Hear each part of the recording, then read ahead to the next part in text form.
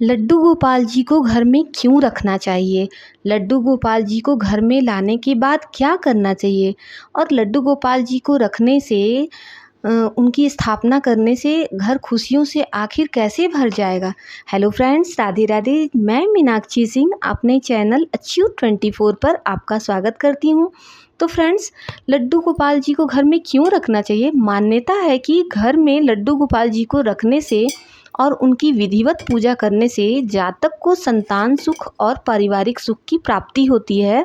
कहा जाता है कि जिस घर में नियमित तौर पर लड्डू गोपाल जी की पूजा होती है, वहाँ हमेशा सुख शांति बनी रहती है और घर में कभी किसी भी चीज़ की कमी नहीं होती है। और लड्डू गोपाल जी की पूजा करने से एक बात और आप फील करेंगे दोस्तों कि हमारे घर के जो संतान हैं, हमारे घर के जो सदस्य हैं, उनमें गजब का बदलाव आता है। हमारे संतान जो हैं वो बहुत ही एक मतलब सनातन धर्म से जुड़ते हैं और पूजा पाठ की तरफ उनकी जो रुचि होती है वो बढ़ती जाती है। उनकी एकाग्रता जो शक्ति होती है ना दोस्तों, वो भी बढ़ते हुए आप महसूस करेंगे। और आपकी जो संतान है ना, वो पहले की अपेक्षा और लड्डू गोपाल जी के आने के बाद आप देखेंगे कि वो आज्ञाकारी हो जाते हैं और उनके अंदर एक बहुत बड़ा बदलाव भी आपको देखने को क्या मिलेगा ना, कि वो बहुत जो कभी-कभी बच्चे होते हैं जो वो मन के बड़े सच्चे होते हैं और नटखट भी होते हैं। तो अपनी चीज़ों को जो है ना वो शेयर करना पसंद बिल्कुल भी नहीं करते हैं। लेकिन ठाकुर जी के आने के बाद आप देखेंगे कि हर छोटी से छोटी चीज़ें होती हैं, बड़ी से बड़ी चीज़ें होती हैं, वो हर चीज़ वे शेयर करना बहुत मतलब पसंद करने लगते हैं और उन्हें वो खुद खाने से पहले ठाकुर जी को भोग लगाना कभी नहीं भूलते हैं।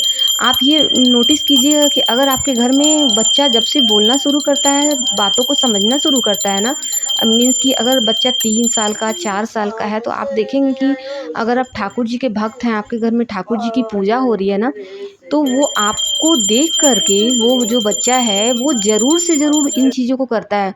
वो कोई चॉकलेट हो, बिस्किट हो, हर चीज़ को वो चाहेगा कि भगवान श्री कृष्ण को अर्पित करना है और तब हमें ये खाना है।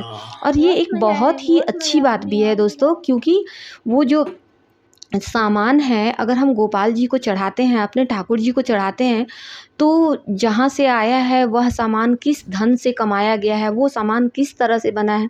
तो हम ठाकुर जी को जब भोग लगाते हैं ना दोस्तों, तो उसमें जितनी भी ख़राब चीज़ें होती हैं, जितनी भी नेगेटिविटी होती है ना, वो मिट जाती है और वो हमारे खाने लायक बन जाती है। तो ये एक और भी बात है कि हम लोगों को देखेंगे कि हर जगह बताया गया कि घर में मतलब कि खाना बनने के बाद गोपाल जी का भोग लगना सबसे पहले अनिवार्य है, कि सबसे पहले हमें भोग लगाना चाहिए। तो ये कारण यही है कि लड्डू गोपाल जी को हमें भोग इसीलिए लगाना चाहिए कि वो जो चीज़ें हैं वो किस तरह से आई हैं, तो वो हमारे खाने के लायक बन जाती हैं दोस्तों। जिस पर भगवान की दृष्टि पड़ जाए ना दोस्तों, तो उसके बाद हमारे जीवन में कोई भी कष्ट रह ही नहीं जाता है, उसमें कोई भी नकारात्मक चीज़ रह ही नहीं जाता। इसीलिए हम सभी लोगों को भगवान को कोशिश करना चाहिए कि भोग अवश्य से अवश्य लगाएं।